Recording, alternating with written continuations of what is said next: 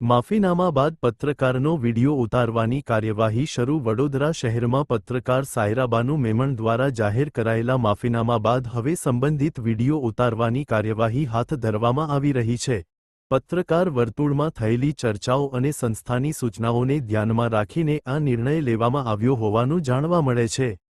માહિતી અનુસાર વિવાદાસ્પદ ગણાતા વીડિયોને સોશિયલ મીડિયા અને અન્ય પ્લેટફોર્મ પરથી દૂર કરવાની પ્રક્રિયા શરૂ કરી દેવામાં આવી છે।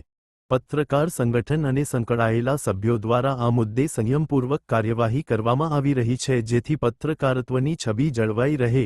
સાયરાબાનુ મેમણે પોતાના માફીનામામાં ભૂતકાળની ભૂલો સ્વીકારી અને ભવિષ્યમાં નૈતિકતા તથા કાયદાની મર્યાદામાં રહીને કામ કરવાની ખાતરી આપી હતી।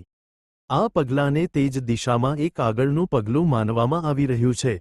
પત્રકાર સંગઠનના સૂત્રો મુજબ આવી ઘટનાઓ ફરી ન બને તે માટે કડક માર્ગદર્શિકા પણ બનાવવામાં આવી રહી છે।